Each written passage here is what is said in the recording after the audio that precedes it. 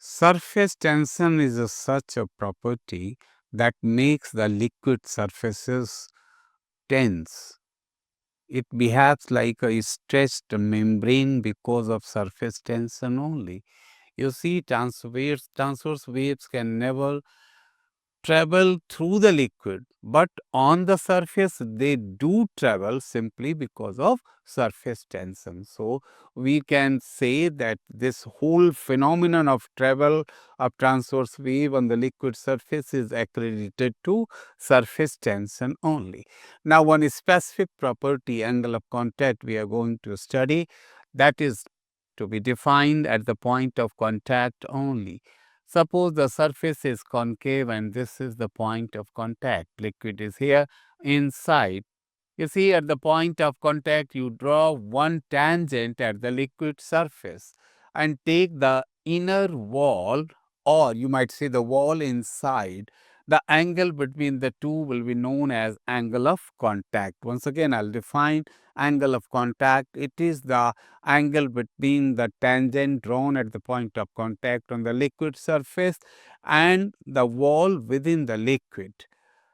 When this angle of contact is known to you, you could decide regarding liquid whether it is going to wet a solid or not.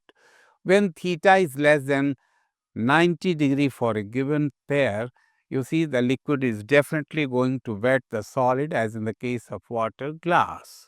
If it is greater than 90 degree, that is obtuse angle, then in that case the liquid can never wet the solid, as in the case of mercury and glass.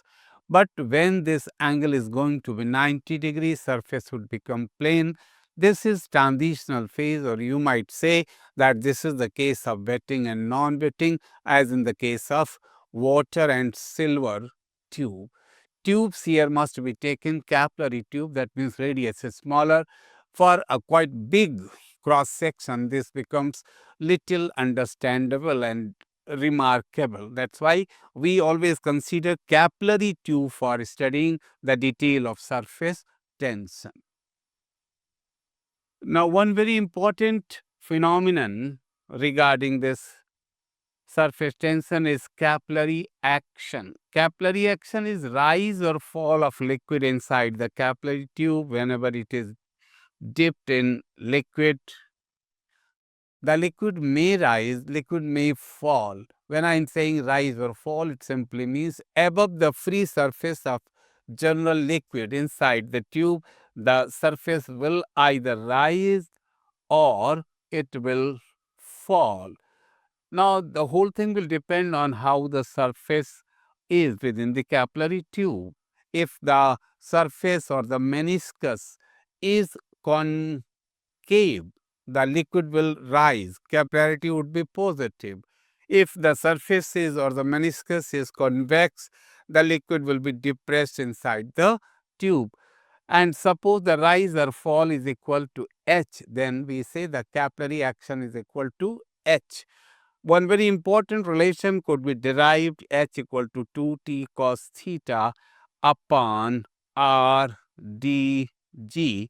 This is the relation between capillary action that will take place over here, and all the terms are as usual. T surface tension, theta is angle of contact, R radius of the tube, d density, and g the acceleration due to gravity. Remember, capital R we normally choose for radius of curvature. Small a r is here simply for the radius of the tube. Then rise of water here is similar to rise of water in roots of the tree. Similarly, capillary tubes used in thermometers, these are also based on the same action. Water is absorbed by towel, by blotting paper. That is also another example. The action of oil rise in the wick of a lamp, this is also based on capillary action.